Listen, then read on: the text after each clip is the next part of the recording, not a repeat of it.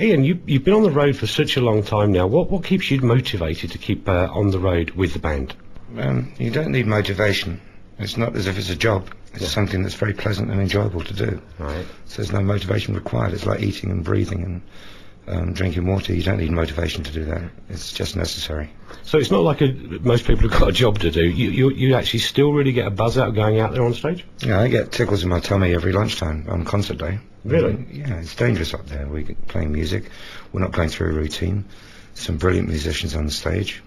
And it's a challenge. Every show is different every night. There's a framework. But the rest of it is entirely different. And so you never quite know what's going to go on. But we have a lot of trust in each other. So that's the idea behind the show. Okay. Now, for people who are very new into the youngsters who are listening to radio at the moment, they're just finding Deep Purple for the first time. I've been speaking to some of them recently. What they like is it's music and it's not a computer. But they don't know a lot about you. Give us a little précis of you. I'm a singer in Deep Purple, and I have been for a long time, on and off. I've been in and out of the band. That's it, really. I'm a singer. End of story. But there's more people who hold you in a lot higher esteem than that. You've got this reputation of being the singer with the band. Lots of other people have got bands around. They've done rock shows. They've done this, but you're still there and being held in such high esteem by people. And there's something that's that little bit more that comes from you. What do you think that is? I have no idea. Really? Not a clue. No. I love what I'm doing. Yeah. And so I do it sincerely. And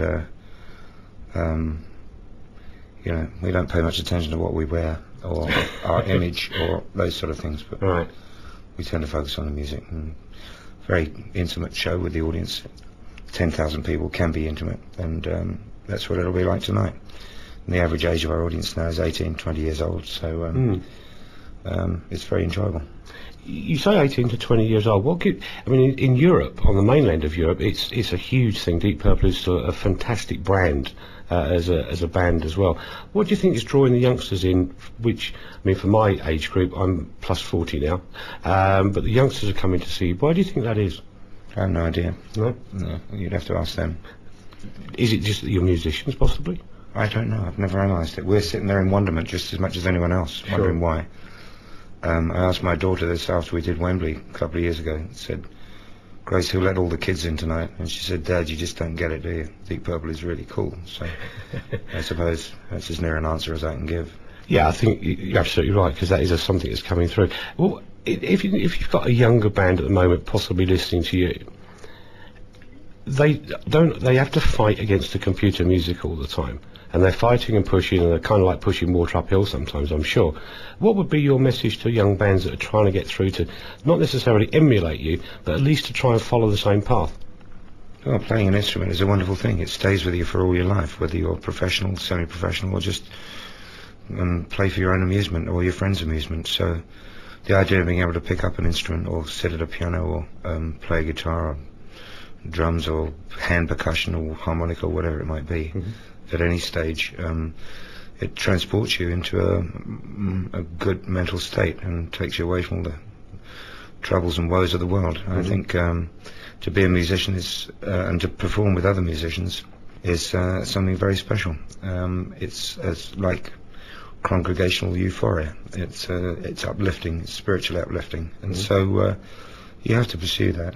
Technology is brilliant, and the other side of the glass, as we call it, it's all digital, but in the music room we still play our instruments exactly the same as we did 30, 40 years ago, and the means of transporting it, whether it goes from an analog tape recorder to Pro Tools or Cubase or whatever it might be on a computer, to whatever medium it might be, whether it was vinyl or CD, mini disc or MP3, whatever you want to call it.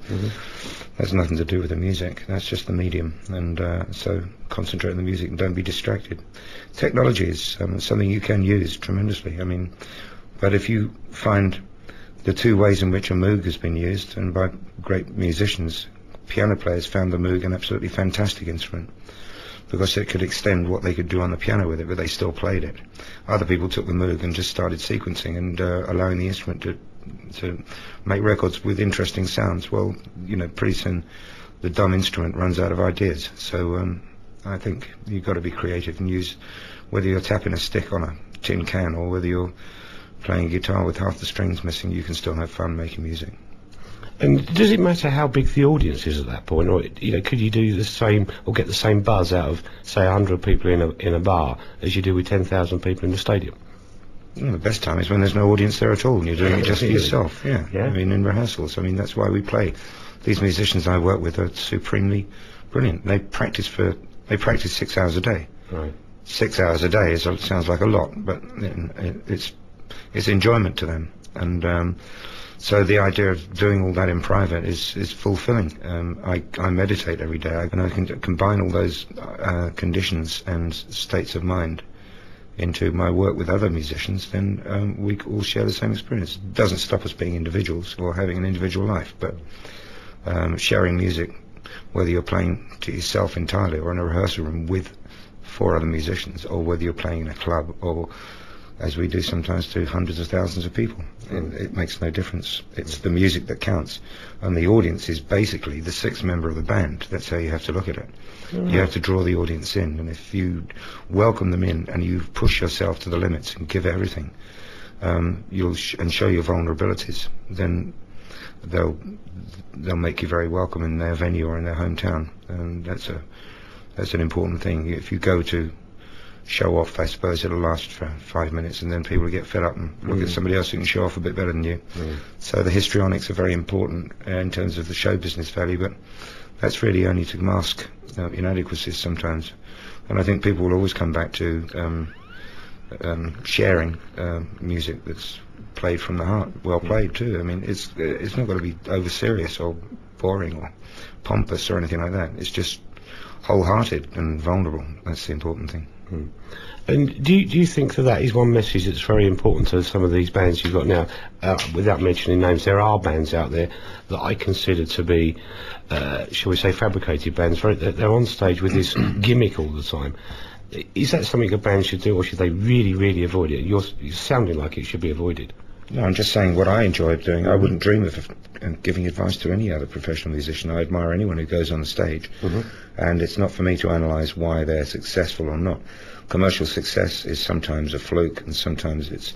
Look, if you look at these Pop Idols and X Factors shows on TV, and I see what's going on, I mean, I know perfectly well that Mick Jagger, Bob Dylan, Jimi Hendrix wouldn't have passed the Village Hall auditions because they didn't fit the profile that you're expected. And since the record companies have dispensed with their A&R departments and outsourcing everything, all they do is turn to the media now and say, what do you want next? And that really is a hopeless way of going about things as far as commercial music's concerned.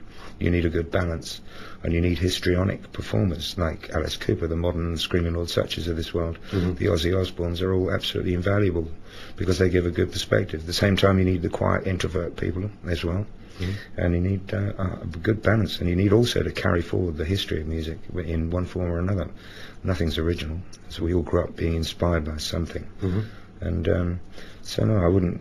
I think probably that which doesn't work falls by the wayside. So no, I mean, kids find out sooner or later. I know there's a band in Liverpool I know that run for the hills every time they get a phone call from a record label because they're still developing their songs and writing, and in fact they put in substitute players who can't play when the A&R men come up and persuade the audience to clap wildly and applaud, and the A&R guys go back to London scratching their head wondering what all the fuss is about, but they just don't want to get involved in the business.